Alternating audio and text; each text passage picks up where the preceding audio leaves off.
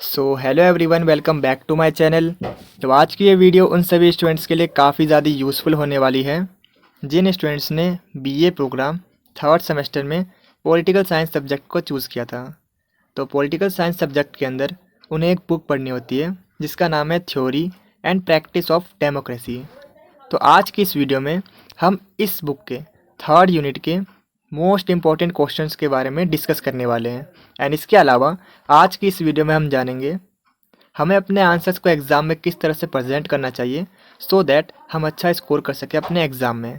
And as you know, हम अपनी video में आपको सिर्फ और सिर्फ इम्पॉर्टेंट कंटेंट ही पढ़ाते हैं जो कि आपके एग्ज़ाम के पॉइंट ऑफ व्यू से काफ़ी ज़्यादा इंपॉर्टेंट होते हैं। बेसिकली जिन टॉपिक्स से आपके एग्ज़ाम में क्वेश्चन पूछे जाते हैं। तो बिना टाइम वेस्ट करते हुए हम बढ़ते हैं अपने वीडियो की तरफ। तो वीडियो में आगे बढ़ने से पहले मैं आपको बताना चाहता हूँ जो आपकी थर्ड यूनिट है जिसका नाम है इंस्टीट्यूशंस यानी संस्थाएं। तो इसके अंदर थर्ड यूनिट के अंदर बेसिकली आप कह सकते हो आपको 4 चैप्टर्स को पढ़ना है, या फिर आप कह सकते हो इन 4 टॉपिक्स को आपको अच्छे से समझना है और इन 4 टॉपिक्स में से हर एक टॉपिक में से एक क्वेश्चन बन जाता है। यानी इस यूनिट से 4 से 5 टाइप के आपके एग्जाम में क्वेश्चन पूछे जा सकते हैं। तो ये जो 4 टॉपिक के नाम है, पहला है संविधानवाद, दूसरा है विधायिका और विधान, तीसरा है राजनीतिक दल और चौथा हैगा मीडिया और नागरिक समाज। तो चलिए अब हम देखते हैं हर एक टॉपिक में से अभी तक आपके एग्ज़ाम में किस किस टाइप से क्वेश्चन पूछे गए हैं। तो चलिए अभी हम देखते हैं कि प्रीवियस ईयर में संविधानवाद से किस किस टाइप से अलग अलग लैंग्वेज में क्वेश्चन पूछे गए हैं। जिसमें हमसे पूछा गया है संविधानवाद क्या है, इसकी परंपराओं और विशेषताओं पर चर्चा कीजिए। या फिर संविधानवाद से अलग लैंग्वेज में आपसे पूछा जा सकता है संविधानवाद की विशेषताओं को बताइए, या फिर संविधानवाद पर टिप्पणी लिखिए, शॉर्ट नोट लिखिए। या फिर संविधानवाद से आपका क्या तात्पर्य है, संविधानवाद के विभिन्न तत्वों की समीक्षा कीजिए। या फिर आपसे एग्जाम में पूछा जा सकता है संविधानवाद को परिभाषित करें, आधुनिक लोकतंत्र में इसके महत्व की व्याख्या कीजिए। तो अगर आप इन सभी क्वेश्चन को पढ़ोगे तो आप एक कंक्लूजन पर पहुंचोगे। इन सभी क्वेश्चंस में आपको इन टॉपिक्स को डिफाइन करना है। तो हम अपने आंसर को किस तरीके से प्रिपेयर करेंगे, सबसे पहले हम बताएंगे संविधानवाद के अर्थ के बारे में। इसके बाद हम बताएंगे विद्वानों के द्वारा जो परिभाषाएं दी गई है संविधानवाद को लेके उसके बारे में 1 से 2 डेफिनेशन देंगे। इसके बाद हम इसकी परंपराओं के बारे में बात करेंगे, संविधानवाद की परंपराएं। इसके बाद एट द एंड हम बताएंगे संविधानवाद के जो विभिन्न तत्व हैं उनके फीचर्स के बारे में, उनकी विशेषताओं के बारे में डिस्कस करेंगे। तो चलिए हम देखते हैं कि हमें अपने आंसर को किस तरीके से प्रेजेंट करना है। तो हम अपने आंसर को कुछ इस तरीके से प्रेजेंट करेंगे। सबसे पहले हम बताएंगे संविधानवाद होता क्या है, उसके अर्थ के बारे में, और उसके बाद हम बताएंगे संविधानवाद की परिभाषा के बारे में जो कि अलग अलग विद्वानों ने अपने अपने अकॉर्डिंग दी है, जिसमें मैंने 2 परिभाषाओं को मेंशन किया है। तो देखिए संविधानवाद आखिर होता क्या है। संविधानवाद संविधान पर आधारित एक विचारधारा है यानी थॉट है, और किसी भी देश की जो शासन व्यवस्था है उसे संविधान के अनुसार ही चलना चाहिए। संविधानवाद का मतलब ये है। संविधानवाद कहता है कि सरकार को संविधान के अनुसार ही कार्य करना चाहिए और संविधान के जितने भी जो नियम हैं उनको पालन करना चाहिए। या फिर हम कह सकते हैं संविधानवाद एक ऐसी राजनीतिक व्यवस्था है जिसमें जो संविधान है वो सर्वोच्च है, यानी सबसे ऊपर संविधान है, उससे ऊपर कुछ भी नहीं है, और राज्य की सभी जो शक्तियाँ हैं वो इसके अधीन रहकर ही अपना कार्य करेंगी। तो ये थी संविधानवाद के बारे में मैंने आपको अर्थ बताया, और इसकी जो परिभाषा है वो मैंने यहाँ पर मेंशन की है, आप उन्हें पढ़ सकते हैं। तो चलिए अब हम बात करते हैं संविधानवाद की परंपराओं के बारे में। तो देखिए जो संविधानवाद है वो एक ऐसी विचारशील सिद्धांत है जो कानून और न्याय के माध्यम से समाज में संबंधों का प्रबंधन करता है। और जो राजनीतिक संविधानवाद है वो एक ऐसा विचारशील सिद्धांत है जो कि राजनीति और सरकार की संरचना के विकास को समझने का प्रयास करता है। इसके अलावा जो कानूनी संविधानवाद है वो कानूनी न्याय पर बल देता है, और जो राजनीतिक संविधानवाद है वो सामाजिक न्याय और लोगों के अधिकार को प्राथमिकता देता है, यानी इस पर बल देता है। इसके अलावा जो कानूनी संविधानवाद है वो कानून को विशेष महत्व प्रदान करता है, लेकिन वहीं जो राजनीतिक संविधानवाद है वो शक्तियों के बंटवारे को प्राथमिकता देता है, उस पर विशेष बल देता है। तो ये थी इसकी परंपराएं, संविधानवाद की परंपराएं। तो चलिए हम बात कर लेते हैं संविधानवाद की विशेषताओं के बारे में। इसमें जो हमारा पहला पॉइंट है वो है कानून का शासन। तो देखिए संविधानवाद कानून के शासन पर आधारित है, यानी कानून सबसे ऊपर होता है और सभी के लिए कानून एक समान है, कोई भी कानून से ऊपर नहीं है। और इसके अलावा सरकार को भी कानून के अंदर ही वर्क करना होता है, सरकार भी कानून से बाहर नहीं जा सकती। नेक्स्ट पॉइंट है सीमित सरकार। अब देखिए जो संविधानवाद है वो सरकार की शक्तियों को सीमित करता है, यानी सरकार को भी संविधान के दायरे में रहकर ही कार्य करे और सरकार को केवल उन्हीं कार्य को करने की अनुमति है जो कि संविधान में उल्लेखित हैं। नेक्स्ट पॉइंट है लोकतांत्रिक शासन। संविधानवाद का जो मुख्य उद्देश्य है वो जनता की इच्छा का सम्मान करना है, लोकतांत्रिक सिद्धांतों का पालन करना है, जैसे चुनाव कराना, जनता की भागीदारी होनी चाहिए और सरकार का उत्तरदायित्व शामिल होना चाहिए। तो ये सभी पॉइंट इनमें शामिल किए जाते हैं। नेक्स्ट पॉइंट है मौलिक अधिकारों की रक्षा। तो देखिए जो संविधानवाद है वो नागरिकों के मौलिक अधिकारों की रक्षा करता है, जो सरकार है वो नागरिकों के अधिकारों का हनन ना कर सके। तो इस तरीके से जो संविधानवाद है वो नागरिकों के मौलिक अधिकारों की रक्षा करता है। नेक्स्ट पॉइंट है संवैधानिक सर्वोच्चता। इसका मतलब है संविधानवाद में जो संविधान है वो देश का सर्वोच्च कानून है और संविधान का पालन करना अनिवार्य है और कोई भी कानून संविधान के खिलाफ नहीं बनाया जा सकता। नेक्स्ट पॉइंट है लोकप्रिय संप्रभुता। अब इसका मतलब क्या है, जो सरकार है वो जनता के द्वारा चुनी जानी चाहिए और सरकार को जनता के हित में ही कार्य करना चाहिए। नेक्स्ट पॉइंट है उत्तरदायी और जवाबदेही सरकार। तो संविधानवाद में उत्तरदायी और जवाबदेही सरकार होती है, रिस्पॉन्सिबल होती है उसके कार्य के लिए, और जो सरकार होती है उसे लोगों के हित को ध्यान में रखकर ही कार्य करना चाहिए। इससे जो सरकार की जो कामकाज है उसके पारदर्शिता पर बल देती है, यानी पारदर्शिता बनी रहती है और जो सरकार है उसे लोगों के प्रति जवाबदेही रिस्पॉन्सिबल होती है। नेक्स्ट पॉइंट है स्वतंत्र न्यायपालिका। तो संविधानवाद में जो न्यायपालिका होती है वो स्वतंत्र होनी चाहिए, जो कि किसी भी सरकार या राजनीतिक दल से मुक्त होकर स्वतंत्र रूप से कार्य कर सके। और स्वतंत्र न्यायपालिका संविधान की रक्षा करती है और ये सुनिश्चित करती है कि सरकार संविधान के दायरे में ही तो काम कर रही है ना, कहीं उससे बाहर अपनी मनमर्जी तो नहीं चला रही, इसका ध्यान रखती है। नेक्स्ट पॉइंट है व्यक्तिगत अधिकारों का सम्मान। तो जो संविधानवाद की जो मुख्य विशेषता है वो व्यक्ति के अधिकारों का सम्मान करना है, कि कहीं किसी व्यक्ति के साथ उसके मौलिक अधिकारों का हनन तो नहीं हो रहा, इसको सुनिश्चित करता है संविधानवाद।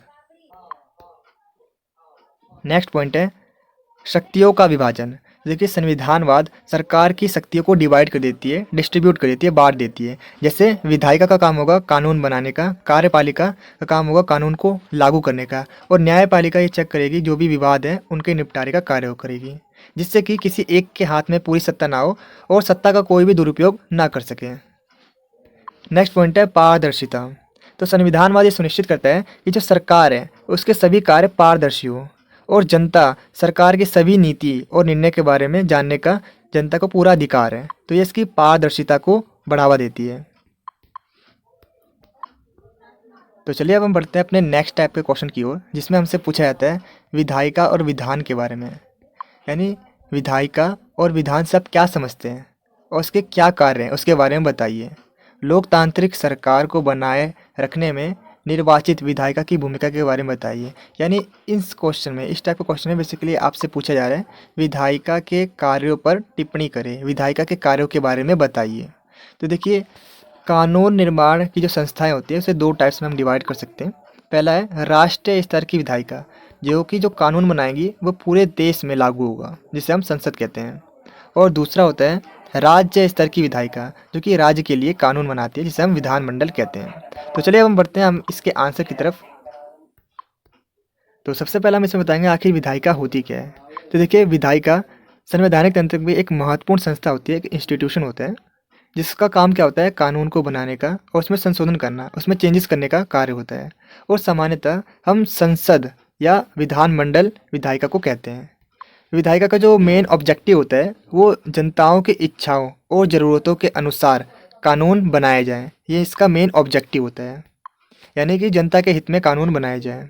और राष्ट्रीय स्तर की जो विधायिका होती है उसे हम सांसद कहते हैं, जो कि पूरे देश में कानून को बनाती है। और वहीं राज्य स्तर पर जो विधायिका होती है इसे हम विधानमंडल कहते हैं, जो कि राज्य के होने वाले कानून को लागू करती है। नेक्स्ट अगर हम बात करें संसद के सदस्यों को हम सांसद कहते हैं और विधानमंडल के सदस्यों को हम विधायक कहते हैं। और विधायिका के पास कानून बनाने का, कानून में बदलाव करने का और कानून को हटाने का पावर होता है, उसका अधिकार होता है। तो चलिए अब हम बात कर लेते हैं विधायिका के प्रकार के बारे में। तो देखिए इसे हम दो टाइप्स में डिवाइड कर सकते हैं, एक संसदीय विधायिका और द्विसंसदीय विधायिका। एक संसदीय विधायिका मतलब है जिसमें सिर्फ और सिर्फ एक ही सदन होता है और ये छोटे देशों में इस प्रणाली को हम यूज़ करते हैं, जैसे कि नेपाल। और वहीं अगर हम बात करें द्विसंसदीय विधायिका के बारे में, तो इसमें दो सदन होते हैं, एक उच्च सदन जिसे राज्यसभा कहते हैं और दूसरा निम्न सदन जिसे लोकसभा कहते हैं। और ये जो इस प्रणाली का जो यूज़ होता है ये बड़े और अधिक विविधता वाले देशों में किया जाता है, जैसे कि भारत और अमेरिका। तो चलिए हम बात कर लेते हैं विधान के बारे में। आखिर विधान क्या होता है? देखिए विधान का मतलब होता है नियम और कानून जो कि किसी भी देश को चलाने के लिए बनाए जाते हैं। और ये जो कानून होते हैं ये विधायिका के द्वारा बनाए जाते हैं और कार्यपालिका के द्वारा लागू किए जाते हैं। और इसे हम दो टाइप्स में डिवाइड कर सकते हैं, पहला आएगा सर्वोच्च विधान और दूसरा आएगा अधीनस्थ विधान। तो चलिए अब हम बात करते हैं विधायिका के कार्य के बारे में, इसकी विशेषताओं के बारे में। तो अगर विधायी कार्य को देखें तो इसमें पहला पॉइंट है कानून का निर्माण। तो विधायिका का कार्य क्या होता है? कानून को बनाती है, इसके अलावा कानून में संशोधन करती है, उसमें बदलाव करने का उसके पास अधिकार होता है और विशेष कानून भी बना सकती है। आपातकालीन सिचुएशन में, इमरजेंसी में वो विशेष कानून को भी लागू कर सकती है, इसका पूरा अधिकार होता है विधायिका के पास। नेक्स्ट अगर हम बात करें फाइनेंशियल तौर पर यानी वित्तीय कार्य की बात करें तो पहला है बजट बनाना। तो जो विधायिका का कार्य होता है वो बजट को पारित करना होता है। इसके अलावा टैक्स को लागू करना होता है, इसके अलावा वित्त का प्रबंधन करना होता है कि कहाँ पर कितना पैसा खर्च करना है, उसका प्रबंधन करना होता है। विधायिका के पास इसके अधिकार होते हैं। थर्ड पॉइंट है कार्यपालिका पर नियंत्रण। तो जो विधायिका है वो कार्यपालिका पर निगरानी रखती है कि कहीं वो अपने शक्तियों का दुरुपयोग तो नहीं कर रही है और इससे रिलेटेड वो उससे प्रश्न पूछ सकती है। नेक्स्ट पॉइंट है न्यायिक कार्य। अगर कोई राष्ट्रपति या उपराष्ट्रपति संविधान का उल्लंघन करता है तो ऐसे में विधायिका के पास ये पावर होती है कि विधायिका उन राष्ट्रपति या उपराष्ट्रपति को उनके पद से हटा सकती है। और अन्य कार्यों के बारे में बात करें तो विदेशी नीति को बनाने में कार्य करती है विधायिका। तो ये सभी थे विधायिका के कार्य। तो चलिए अब हम बात कर लेते हैं थर्ड टाइप के क्वेश्चन के बारे में जो कि आपके एग्ज़ाम में पूछे जाते हैं राजनीतिक दलों से। तो जो थर्ड टाइप का क्वेश्चन है इसमें आपसे पूछा गया है राजनीतिक दल क्या है, किस प्रकार राजनीतिक दलों का उद्भव हुआ। या फिर आपसे एग्ज़ाम में पूछा जाता है राजनीतिक दलों के कार्य एवं विशेषताओं का वर्णन कीजिए। या फिर आपसे एग्ज़ाम में पूछा जा सकता है राजनीतिक दल से आपका क्या तात्पर्य है, लोकतंत्र में राजनीतिक दलों के कार्यों की व्याख्या कीजिए। अगर आप इन सभी क्वेश्चन को पढ़ोगे तो आप एक कंक्लूजन पर पहुंचोगे।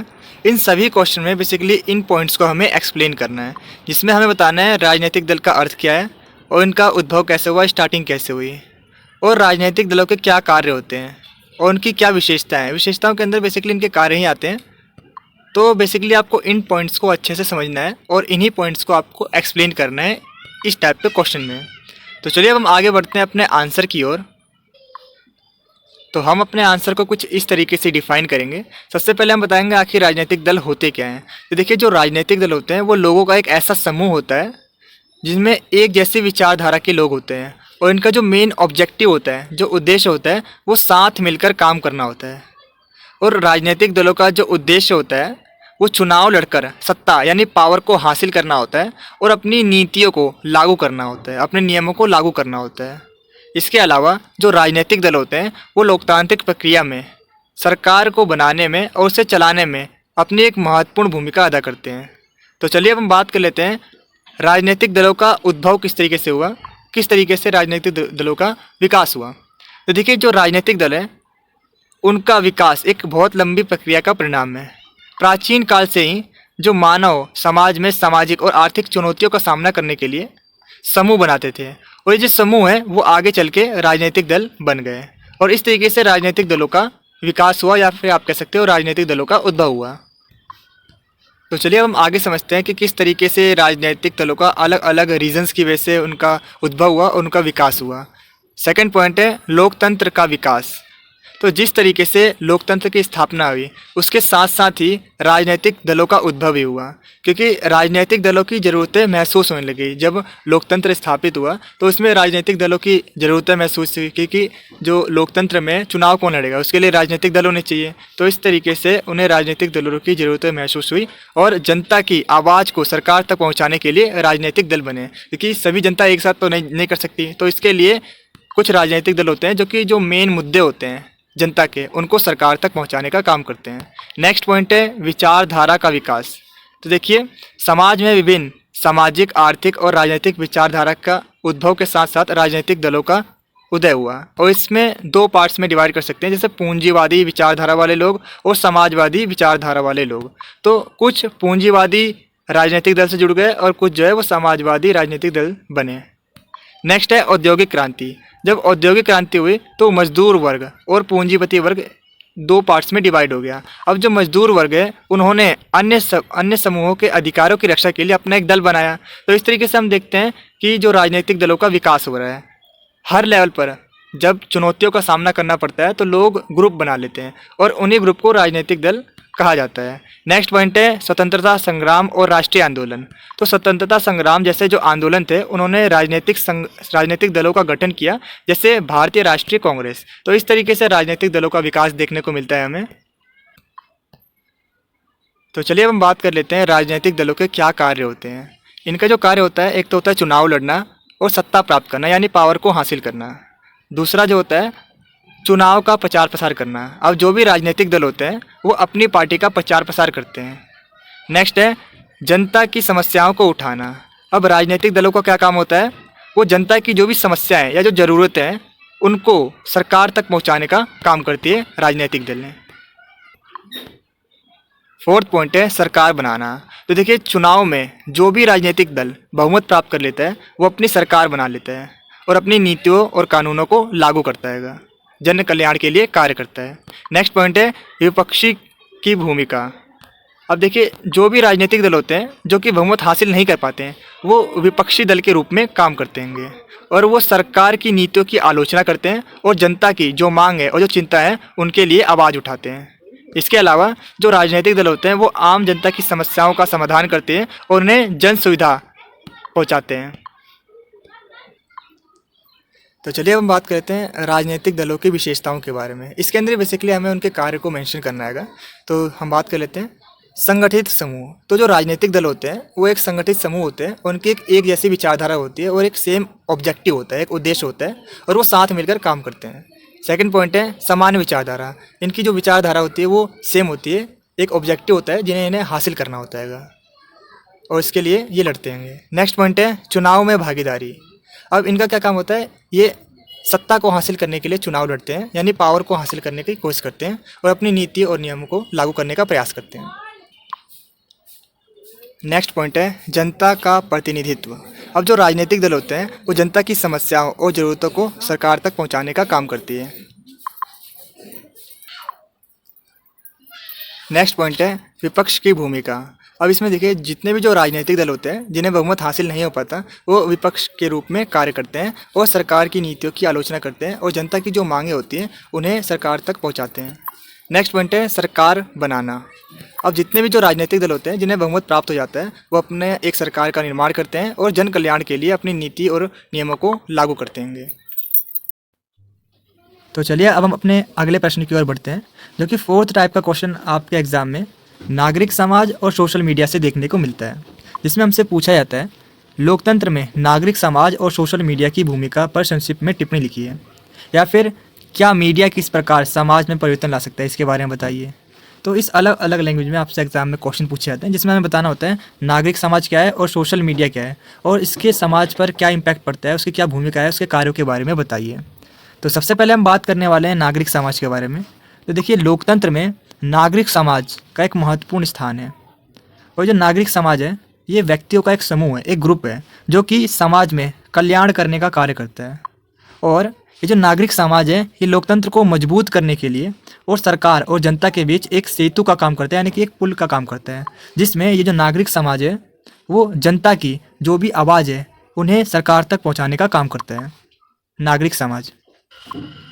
तो चलिए अब हम बात कर लेते हैं लोकतंत्र में नागरिक समाज की भूमिका के बारे में, इसके क्या कार्य होते हैं।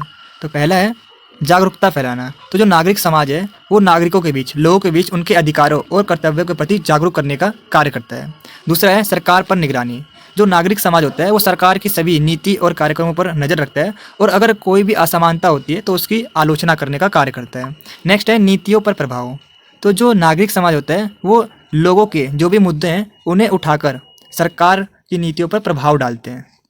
नेक्स्ट पॉइंट है समाज सुधार। जो नागरिक समाज होता है वो समाज में जितनी बुराई है जैसे भ्रष्टाचार, भेदभाव या असमानता, इसकी आलोचना करता है। और नेक्स्ट पॉइंट है आपातकालीन स्थितियों में सहायता। तो जब भी कोई संकट आता है तो जो नागरिक समाज होता है वो मदद करता है इसमें। तो ये इसके कार्य हैं। तो चलिए अब हम बात कर लेते हैं सोशल मीडिया के बारे में। तो देखिए लोकतंत्र में सोशल मीडिया का एक महत्वपूर्ण स्थान है, जहाँ पर जो सोशल मीडिया होता है वो सूचनाओं को प्रदान करने का कार्य करता है और लोग अपनी राय को यहाँ पर व्यक्त कर सकते हैं।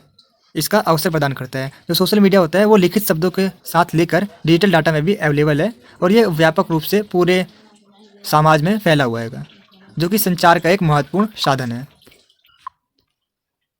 तो चलिए अब हम बात कर लेते हैं सोशल मीडिया की भूमिका के बारे में। तो देखिए जो सोशल मीडिया है वो सूचना का एक माध्यम है जो कि सूचनाओं को दूसरे लोगों तक पहुंचाता है। जैसे चुनाव या सरकार की जो भी योजनाएं और नीतियां हैं उनकी तुरंत जानकारी प्राप्त कर सकते हैं हम सोशल मीडिया के द्वारा। नेक्स्ट है जनता की आवाज़। तो जो सोशल मीडिया है वो एक मंच प्रदान करता है जहाँ पर जो लोग हैं वो अपनी शिकायतों को दर्ज कराते हैं, शिकायतों के बारे में बताते हैं और जो सोशल मीडिया है वो जनता की आवाज़ को सरकार तक पहुँचाने का काम करती है। नेक्स्ट है चुनाव प्रसार। अब देखिए जो सोशल मीडिया है, सोशल मीडिया के माध्यम से कम टाइम में बड़े पैमाने पर विचार और नीतियों का प्रचार प्रसार किया जा सकता है। नेक्स्ट है सार्वजनिक जागरूकता। तो ये लोगों के उनके अधिकारों और व्यक्तियों और कर्तव्यों के लिए जागरूक करता है, लोगों के उनके अधिकारों के बारे में बताता है। तो ये सभी थे सोशल मीडिया के इम्पोर्टेंस। तो आज की वीडियो में इतना ही। अगर आपको ये वीडियो यूज़फुल लगे तो इसे ज़्यादा से ज़्यादा शेयर कीजिए। Thanks for watching this video.